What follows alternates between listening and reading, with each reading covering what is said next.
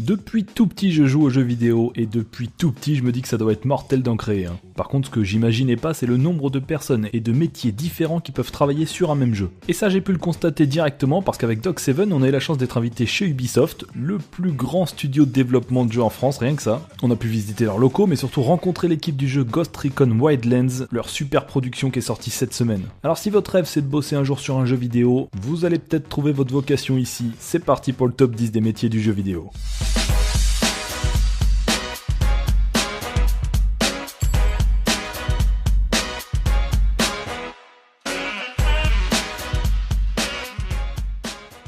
Numéro 10, le producteur senior. La création d'un jeu vidéo, ça commence par une toute petite équipe et un chef de projet qui la dirige. Et ben c'est le rôle du producteur senior et c'est un poste super important parce qu'il va devoir gérer les différentes équipes qui travaillent sur le jeu et qui vont grandir au fur et à mesure du développement. Mais surtout il va devoir gérer les contraintes budgétaires et respecter les délais annoncés. En gros c'est le chef d'orchestre qui va faire le lien entre tous les métiers qu'on va voir dans cette vidéo ou entre les différents studios qui peuvent bosser sur un même jeu. Et pour ça il va falloir faire preuve de fermeté mais aussi de diplomatie. Et chez Ubisoft, on a rencontré Nourdine Aboud qui a tenu ce rôle pour le jeu Ghost Recon Wildlands et je lui ai demandé si c'était lui le big boss sur ce jeu. Vous êtes patron de là où vous travaillez. Bon gosse. Alors après, il y a beaucoup de big boss sur un jeu comme ça, puisqu'il y a beaucoup de talent. Dans notre industrie, on a souvent ça, c'est dur à comprendre pour des gens qui sont à l'extérieur, qui se disent tiens, je voudrais bosser dans les jeux vidéo, tiens, j'ai plein d'idées, tiens, pourquoi est-ce qu'ils font pas ça? En fait, le plus dur, à la base, c'est pas nécessairement l'idée, parce que des idées on en a plein, on a des gens talentueux, il y a plus de 10 000 employés chez Ubisoft, je pense qu'il y a au moins 10 000 idées, même des bonnes idées. Par contre, et là pour le coup, tout à l'heure tu parlais de chacun son rôle, s'il y a bien un rôle que j'ai, c'est pour le coup mon rôle de producteur, c'est une fois que c'est parti, et qu'on a à peu près les idées claires, et qu'on a le plan, les gens, les ressources, lorsqu'on est tous d'accord, s'il y a bien qui rappelle, et ça tous les jours, il n'y a pas eu presque une journée où j'ai pas eu un moment où j'ai rappelez-vous pourquoi est-ce qu'on est là, qu'est-ce qu'on s'est dit. Et ça c'est vrai pour tout le monde, que ce soit le graphiste, l'ingénieur, que le financier. Quand pendant 5 ans tu bosses sur le même truc, en fait t'aimes vraiment ça.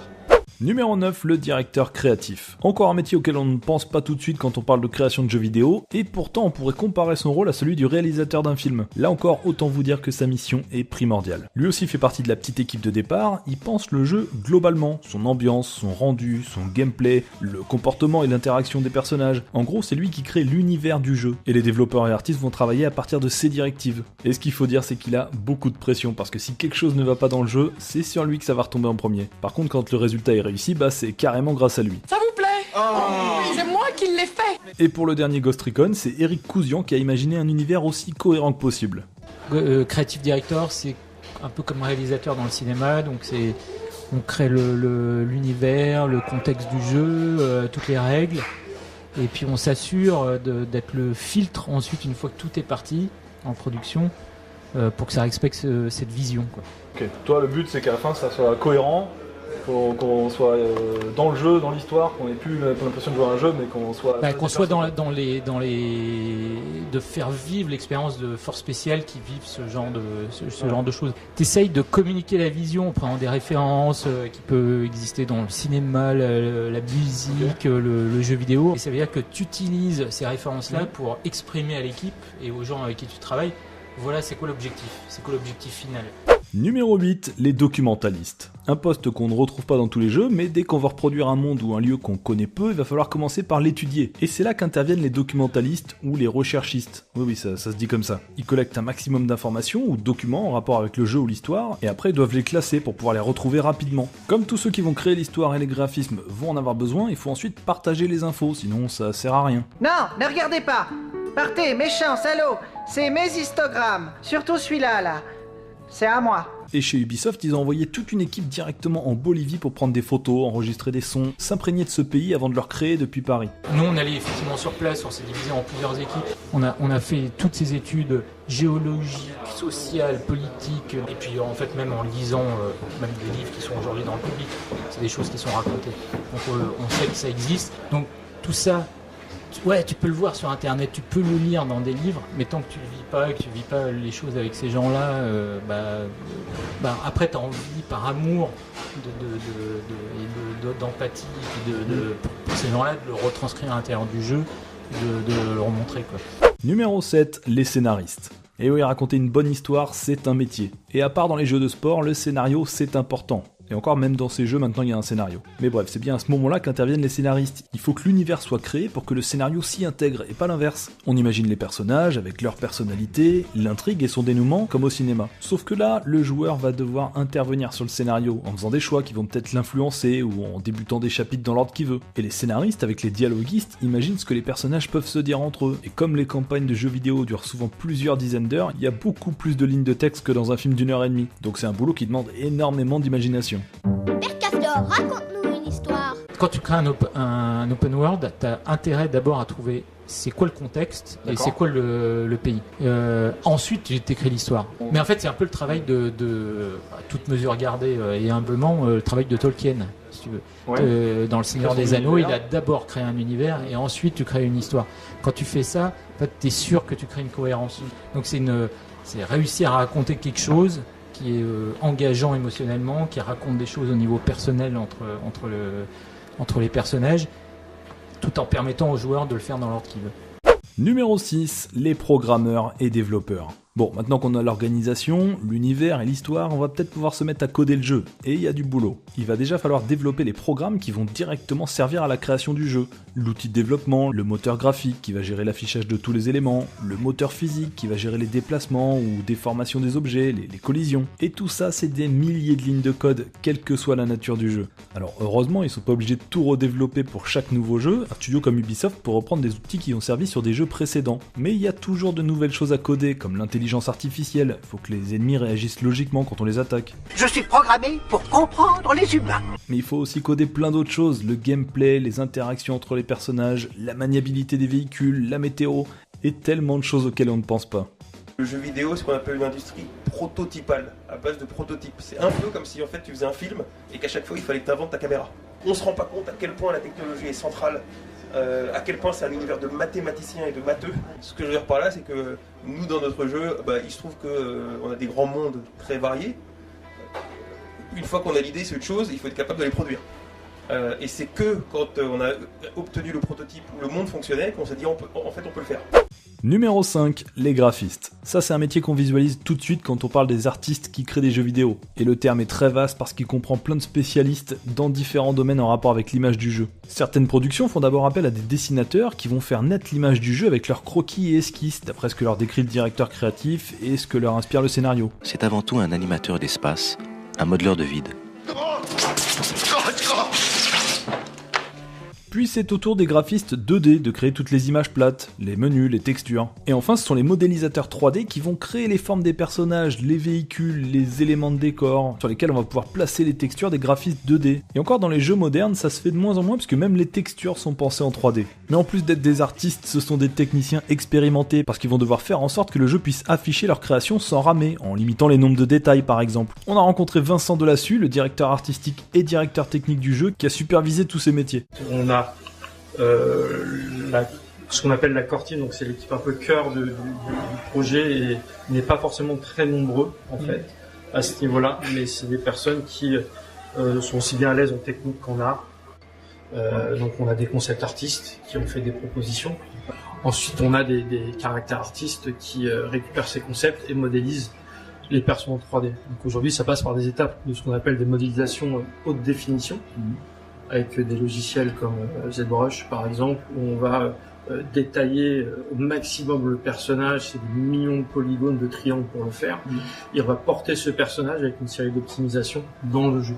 Numéro 4, les animateurs. L'animation, ça parle à tout le monde. On sait que c'est ce qui fait bouger tout ce qui bouge dans le jeu, quoi. Mais on se doute moins que c'est un des métiers les plus complexes et qui demande le plus de temps dans un jeu vidéo. Animer les créations des graphistes, ça prend des heures pour quelques secondes de mouvement. Et c'est très exigeant parce que ce sont ces gestes ou ces expressions du visage qui vont donner vie aux personnages et qui vont leur donner une partie de leur caractère. Ils se servent d'une sorte de squelette pour animer chaque partie du corps, mais il y a aussi des animations plus complexes comme celle des vêtements ou de la végétation. Et le rendu du mouvement doit donner au joueur la sensation que la matière est souple ou rigide. Alors là, écoutez, Pierre, vous qui souhaitez de l'animation, de ce côté-là, c'est parfaitement réussi. Faut donc bien maîtriser la physique pour imaginer et créer chaque animation, souvent des cycles que le jeu va répéter, comme un perso qui court par exemple. Beaucoup de studios utilisent aussi la motion capture, c'est le fait d'enregistrer numériquement les vrais mouvements d'acteurs. Mais même avec cette technologie, on a quand même besoin des animateurs pour relier toutes les animations entre elles. Alors, quand tu modélises ce personnage, on va lui mettre un squelette exactement devant pour qu'il puisse, ce qu'on appelle influencer son enveloppe par un squelette. Un peu comme dans la vraie vie, c'est ton os qui porte la chair, on va dire. Voilà, c'est pareil. Et après, il y a une équipe d'animateurs qui vont venir animer ces personnages en bougeant chaque membre. Ou alors on fait de la capture, ce qu'on appelle de la motion capture, où on emmène des acteurs dans une pièce et on capture avec des capteurs et des caméras spécifiques leurs mouvements qu'on réintègre dans le jeu. Donc là, on est sur des formats plus type cinématique ou même sur les zones de gameplay on le fait, mais c'est des animations qui sont plus découpées. Donc des fois on revient à la main dessus. Donc on jongle un petit peu entre toutes ces techniques. Ça va jusqu'au visage, aux yeux qui bougent, à la bouche. On anime même les textures maintenant, toutes les plis du visage, ça peut aller très loin.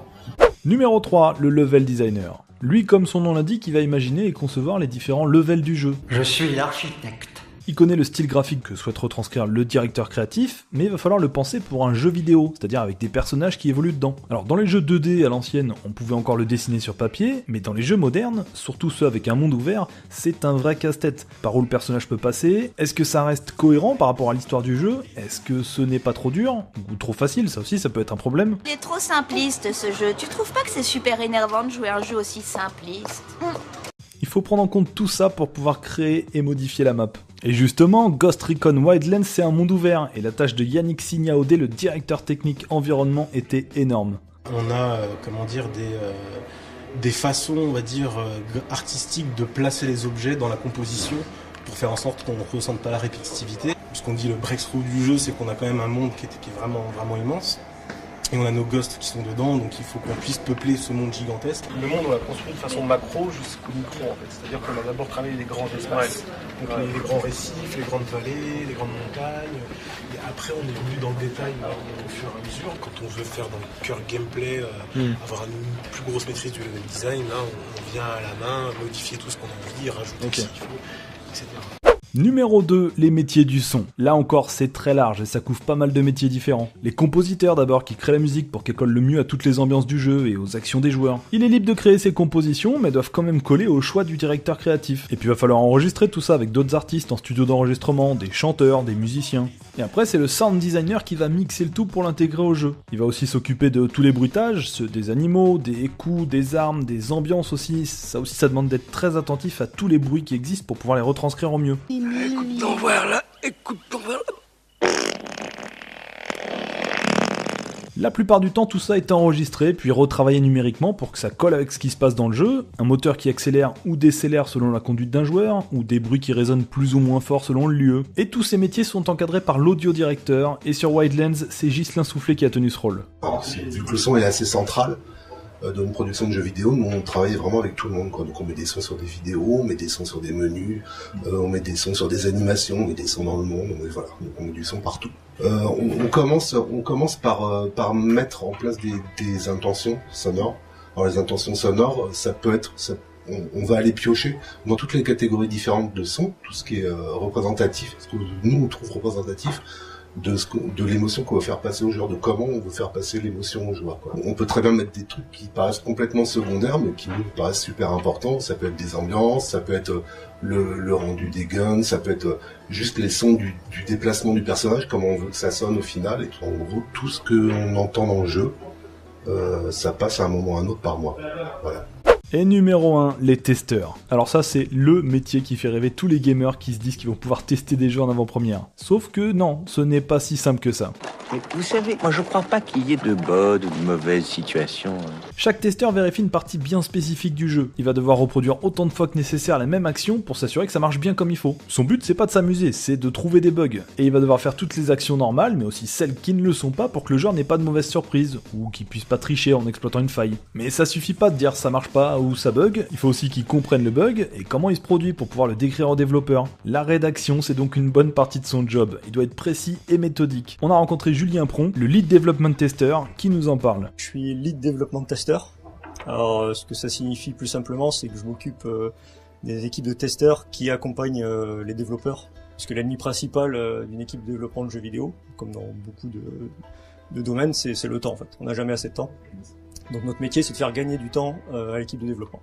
Et chaque testeur a plus ou moins sa spécialité. On va l'assigner à des à des fonctionnalités du jeu un peu plus précises, pour qu'il puisse se concentrer dessus, qu'il puisse gagner de la connaissance dessus, comme ça il fera des retours plus pertinents. Et alors moi il y a un truc que je me demandais, je me demande ça depuis que je joue aux jeux vidéo, c'est-à-dire depuis que je suis tout petit.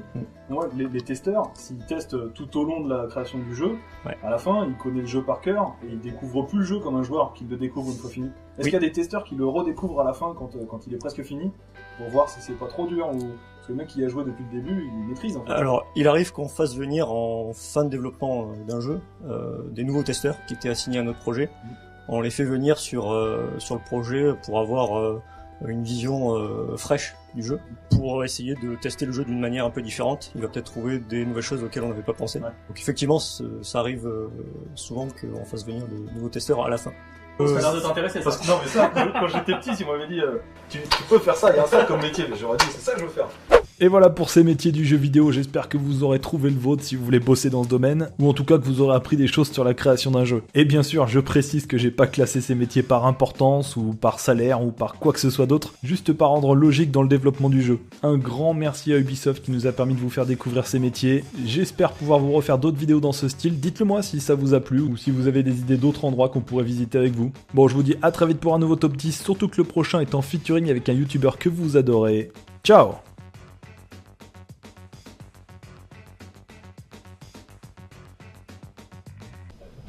Et je travaille là, monsieur. Ça suffit là. Là, ah oui, on dirait qu'on est dans la jungle. Nous sommes dans la jungle chez Ubisoft.